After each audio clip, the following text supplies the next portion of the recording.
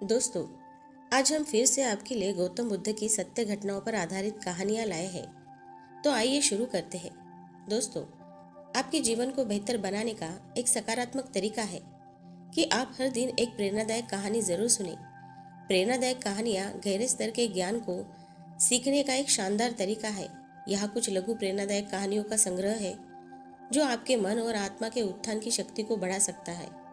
प्रेरणादायक कहानियां हमेशा हमारे जीवन में महत्वपूर्ण भूमिका निभाती है क्योंकि हम ऐसी कहानियों से बहुत कुछ सीख सकते हैं।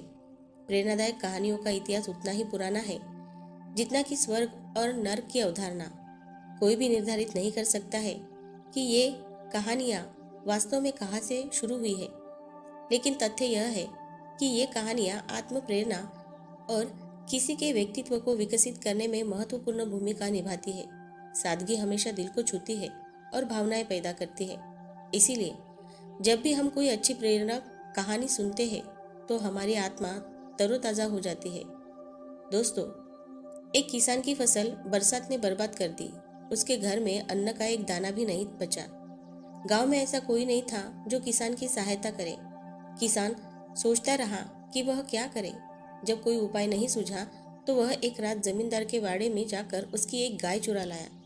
जब सुबह हुई तो उसने गाय का दूध दोहकर अपने बच्चों को भरपेट पिलाया।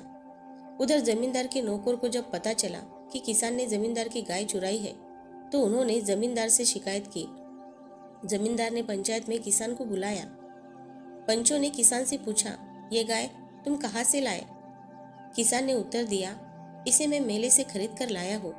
पंचों ने बहुत घुमा फिरा कर सवाल किया, परंतु किसान इसी उत्तर पर अडिग रहा।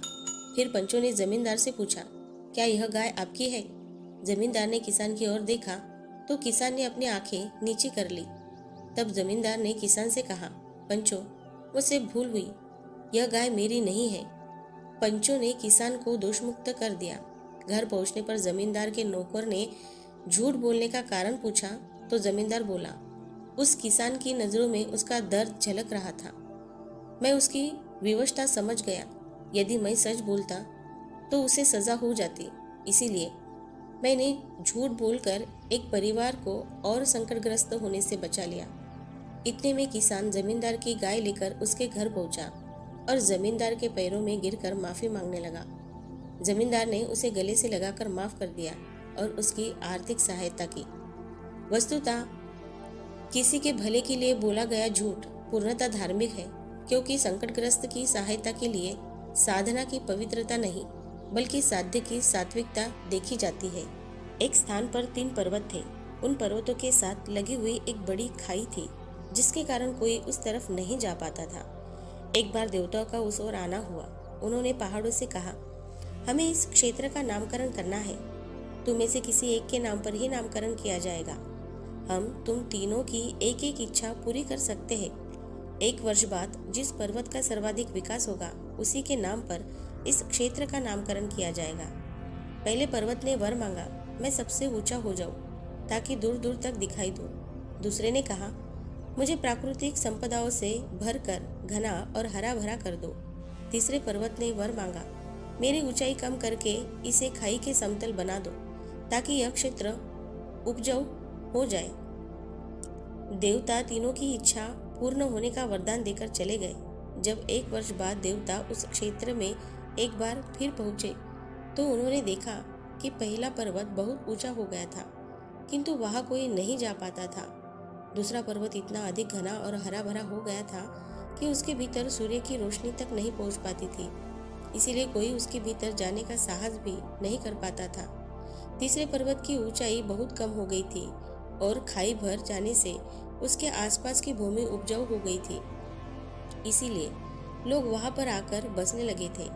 देवता ने उस क्षेत्र का नाम तीसरे पर्वत के नाम पर रखा। कथासार यह है कि हर किसी की निगाह में आने की इच्छा और शबे ऊंचा होना अहंकार का प्रतीक है। प्राकृतिक संपदाओं से भरा होने के बावजूद भी किसी के काम न आना स्वार्थी वृत्ति को दर्शाता है। अपने गुणों व धन का समाज विकास हेतु उपयोग करने वाला ही वास्तव में सम्मान का अधिकारी होता है। दोस्तों, कहते हैं कि मन इतना चंचल होता है कि यदि वह स्थिर न रहे तो व्यक्ति अशांत महसूस करने लगता है। यह अशांति मन में एक पल में आने वाले सैकड़ों सवालों के कारण होती है और यह अशांति तब तक बनी रहती है जब तक कि व्यक्ति को मन में चल रहे सवालों का जवाब नहीं मिल जाता। ऐसे में तो यही लगता है कि मन को शांत और स्थिर रखना बेहद जरूरी है। लेकिन सवाल यह उठता है कि आखिर हम मन को शांत और स्थिर कैसे कर सकते हैं। गौतम बुद्ध के मुताबिक मन को शांत और स्थिर करने के लिए उसे समझना जरूरी है। इस वीडियो में हम आपको बता रहे हैं गौतम बुद्ध के बताए वे तरीके जिनसे मन को समझना आसान होगा और हम उसे स्थिर करने का प्रयास कर सकेंगे। मन को स्थिर करने के लिए महात्मा बुद्ध ने 6 चरण बताए हैं।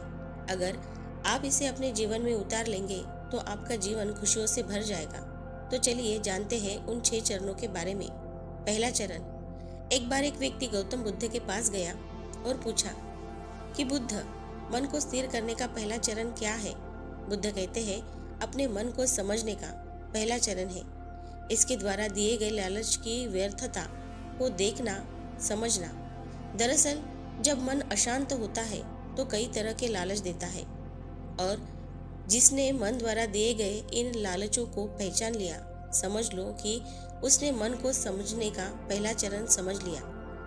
फिर व्यक्ति बुद्ध से पूछता है, लेकिन हमें यह कैसे पता चलेगा कि हमारा मन हमें लालच दे रहा है और वह लालच व्यर्थ है? इसका जवाब देते हुए बुद्ध कहते हैं, अनुभव से। मनुष्य मन के दिए गए लालच से जिस कार्य को अतिपूर्वक करता है उसमें उसे हानि ही होती है और हानि के बाद ही उसे अनुभव होता है। जैसे जिसने वास्तव में यह देख लिया कि नशा करना केवल दुख है, वह नशा मुक्त होना शुरू कर देगा।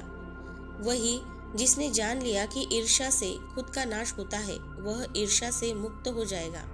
मन को समझने का यही पहला चरण है। मन को जानने का दूसरा चरण। व्यक्ति बुद्ध से पूछता है, यदि व्यक्ति पहले चरण से यह जान जाता है कि वह मन द्वारा दिए गए लालचों के कारण दुखी है, तो फिर दूसरा चरण क्या है? बुद्ध कहते हैं, खोज पर निकलना। दूसरे चरण के लिए ऐसे व्यक्ति की खोज पर निकलना होगा जो पहले ही अपने मन को जानकर इससे मुक्त हो चुका है। दरअसल एक ऐसा व्यक्ति तुम्हारा मार्गदर्शन कर पाएगा। मन को जानने का तीसरा चरण। व्यक्ति कहता है, लेकिन ऐसे व्यक्ति की पहचान कैसे होगी? बुद्ध कहते हैं, यही तीसरा चरण है, सुनना। सुनना ही अपने मन को समझने का तीसरा चरण है। व्यक्ति कहता है, क्या इसे देखकर पता नहीं किया जा सकता? बुद्ध कहते हैं, देखने में कोई व्यक्ति बहुत शांत और अच्छा लग सकता है, लेकिन उसके मन के भीतर क्या है यह उसके शब्दों से ही पता चल सकता है। लेकिन किसी की बातों पर तब तक विश्वास नहीं करना चाहिए जब तक कि वह तुम्हारे विवेक की कसौटी पर खरा न उतरे। मन को जानने का चौथा चरण। गौतम बुद्ध कहते हैं कि कर्म ही मन को समझने का चौथा चरण है। खुद को जानने के लिए सही दिशा में कर्म करना जरूरी है, लेकिन कर्म करते हुए व्यक्ति हर बार 2 गलतियां करता है। पहली गलती यह कि शुरुआत ही नहीं करना और दूसरी गलती यह कि पूरा रास्ता तय न करना। इन दोनों ही गलतियों के पीछे हमारा मन होता है। व्यक्ति अपने कर्म को पूरा इसीलिए नहीं कर पाता क्योंकि वह सोचता है कि मैं कल से शुरुआत करूंगा, तो कोई यह सोचता है कि मैं असफल हो जाऊंगा। इन गलतियों का मुख्य कारण है जागरूकता की कमी। इसके बिना मन व्यक्ति को सही दिशा में चलने ही नहीं देता। मन को जानने का 5वां चरण। गौतम बुद्ध कहते हैं कि मन को जानने और समझने का 5वां चरण है जागरूकता। इसीलिए हर कोई कार्य को जागरूकता के साथ करे। बिना जागरूकता के साथ किया गया कार्य या फिर जिया गया क्षण मृत्यु के समान है। व्यक्ति बुद्ध से पूछता है, अपने जागरूकता के स्तर को कैसे बढ़ाया जा सकता है? बुद्ध ने जवाब दिया, ध्यान से। मन को जानने का 6वां और अंतिम चरण ध्यान ही है। ध्यान ही मन को जानने, समझने और स्थिर करने का अंतिम चरण है। यानी ध्यान ही वह नाव है जिस पर बैठ मन रूपी नदी को पार किया जा सकता है। जिस व्यक्ति ने इन शुरुआती 6 चरणों से मन को जान लिया, उसने अपने मन को जीत लिया, उस पर काबू पा लिया। दोस्तों, आज का ये वीडियो आपको कैसा लगा? हमें कमेंट बॉक्स में कमेंट करके ज़रूर बताएं और इस वीडियो को ज़्यादा से ज़्यादा शेयर करें और लाइक करें। साथ ही हमारे अकेला अनमोल साथी चैनल को सब्सक्राइब ज़रूर से कर लें और ऐसे ही मोटिवेटेड वीडियो को देखने के लिए हमारे साथ जुड़े रहें और अपना ख्याल रखें। मिलते हैं नेक्स्ट वीडियो में। धन्यवाद।